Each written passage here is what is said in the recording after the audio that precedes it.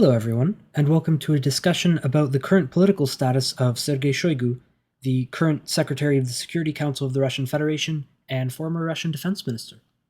Now, Shoigu has been one of the big survivors of Russian politics for the last 20 years. He's been kind of an insider to varying extents for the entire time that Putin has been in power. First, he was the Minister of Emergency Situations, fairly minor but occasionally important ministry, which Shoigu came to when it was in a rather poor state and did a pretty good job of turning around. He was also the head of the Unity Party, what became United Russia, Putin's kind of political vehicle, when he was first coming into Russian politics. And after being the Minister of Emergency Situations, he was moved to being governor of the Moscow region, another very significant post, although probably not what he was hoping for. And then he was moved to the Ministry of Defense, where he stayed until, I believe, this April, at which point he was officially promoted, to Secretary of the Security Council. Now, this is, on one hand, an incredibly important position. On the other hand, it's essentially powerless formally. The Security Council is an advisory body, but the Security Council Secretary is essentially a kind of national security advisor.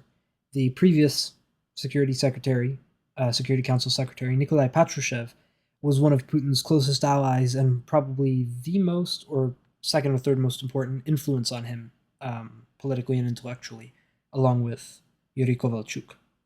Now, I personally don't have any idea why exactly Patrushev was removed, and I haven't seen any other commentators put forward really serious theories on the subject either, so it seems to be something that's kind of unknown at this point. And the top levels of the Kremlin are in many ways kind of a black box. So it will probably be a long time before we get a better idea of what exactly happened between Putin and Patrushev.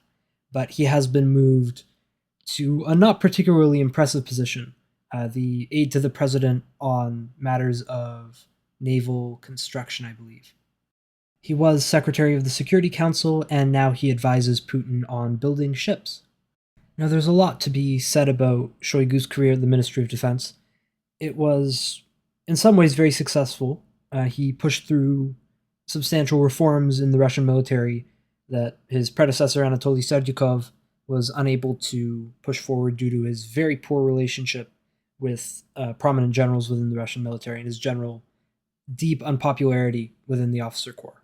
He also managed to stay in place for a very long time, for about 12 years, I believe, because he was appointed around 2012. And he also had several other domains that he oversaw at the same time as he was defense minister. Generally, the defense ministry was handling Russia's kind of foreign affairs with Syria and the intervention there.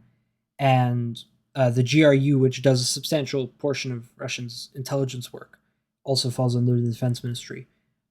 People who were following the 2016 election in the US may remember that the GRU was one of the two Russian intelligence agencies that hacked the DNC servers and, in fact, exposed the more quiet SVR hack. He also, of course, retained some connections with the Ministry of Emergency Situations, and the Defense Ministry was also very heavily involved in Russia's memory politics program. So Shoigu was involved in overseeing, in his role as defense minister, the Russian Military Historical Society. Now, this is one of the major government-organized NGOs which is responsible for the shaping and handling of political memory and historical memory within Russia. Shoigu is involved in this project, this kind of field, historical memory, along with figures like the former Culture Ministry and the head of the society, Vladimir Medinsky, and the head of the similarly named Russian Historical Society, the SVR head, Sergei Narushkin. So during his tenure as defense minister, Shoigu was involved with the Ministry of Emergency Situations, foreign policy with regards to Syria and the Middle East, and to a much, much lesser extent, GRU involvement in Africa, particularly, where it's been, in fact, more active since the dissolution of Wagner Group. And GRU was also involved in the Russian campaign to undermine American elections in 2016.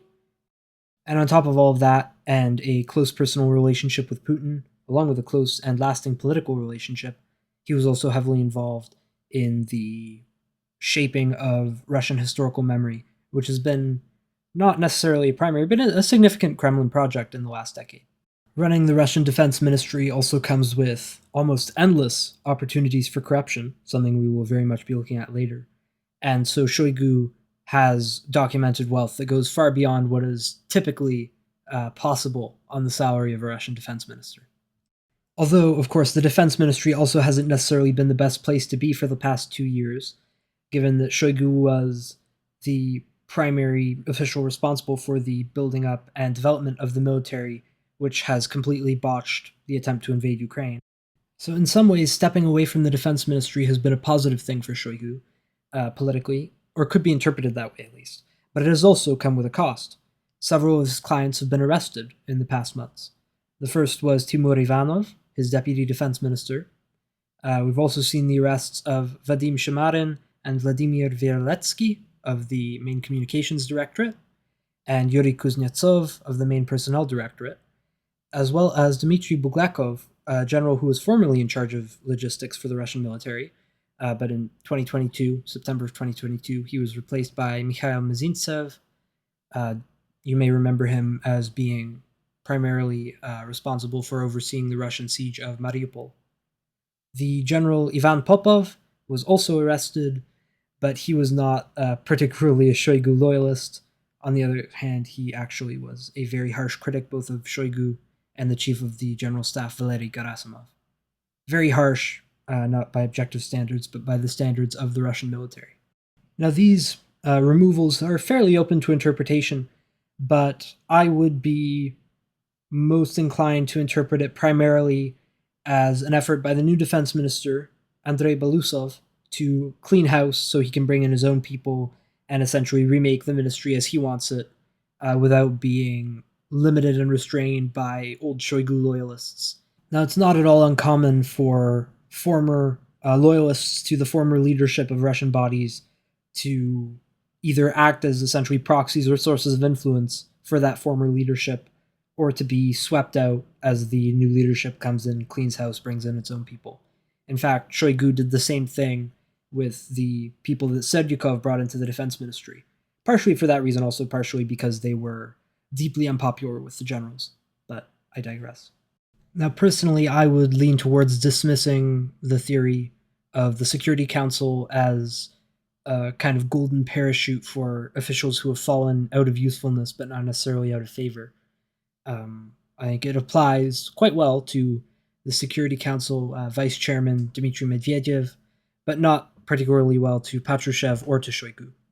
Now, Shoigu hasn't been especially verbal in his new role. You may remember Nikolai Patrushev, over the course of his term in the Security Council, gave several lengthy and very interesting interviews, one of which we covered on this very podcast. But that doesn't mean that he's been out of the public eye. Recently, he's been in the Middle East, making trips to visit the new Iranian president, Masoud Pezeshkian, and he's also been in Syria, visiting Syrian President Bashar al-Assad. As I mentioned earlier, the Russian Defense Ministry was running foreign policy towards Syria, and the Russian military has been heavily involved in Syria since 2015, at which time it intervened in the Syrian civil war, officially to fight Islamic State, but unofficially to keep Bashar al-Assad in power. But what about his political status as a result of this move? Well, I think there are big upsides and big downsides. One of the big upsides for Shoigu is that he has a lot more political freedom now. The post of defense minister really limited his options in a lot of ways and kind of brought him into conflict with a lot of other powerful players within the regime. Most famously and publicly, this would mean Yevgeny Prigozhin of Wagner Group, but it also means the FSB under Bortnikov, Viktor Zolotov's National Guard, and even to a lesser extent, Kolokotsev's Interior Ministry and Narushkin's SVR, the Foreign Intelligence Service. I don't think we need to recount the difficulties that Shoigu had with Prigozhin, but with regards to the FSB, there are many things that kind of overlap, especially as the war has moved onto Russian soil, more so with this invasion of Kursk, but even to a lesser extent with the drone campaigns and sabotages, bombings, kind of bring out an overlap between Shoigu's domain with the defense ministry and the FSB.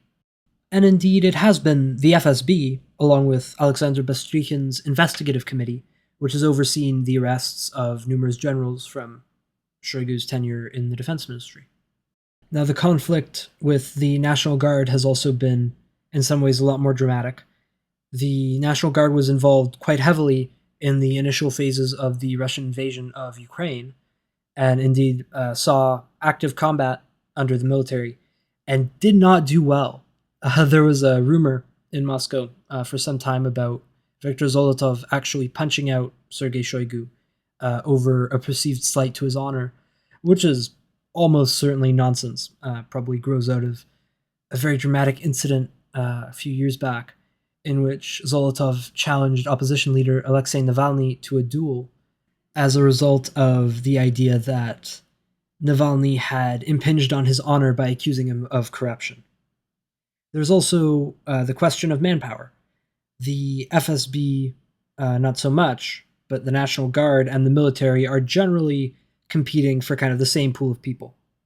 And with regards to the SVR, I think we've already talked a little bit about the kind of overlap in domain between the SVR and the Military Intelligence Service, the GRU. Particularly, a noteworthy example that will probably be memorable to some people in the audience was the GRU's more loud and somewhat sloppy hacking attempt with regards to the DNC server, exposing a successful hack by the SVR, which had at that point remained undiscovered for some time.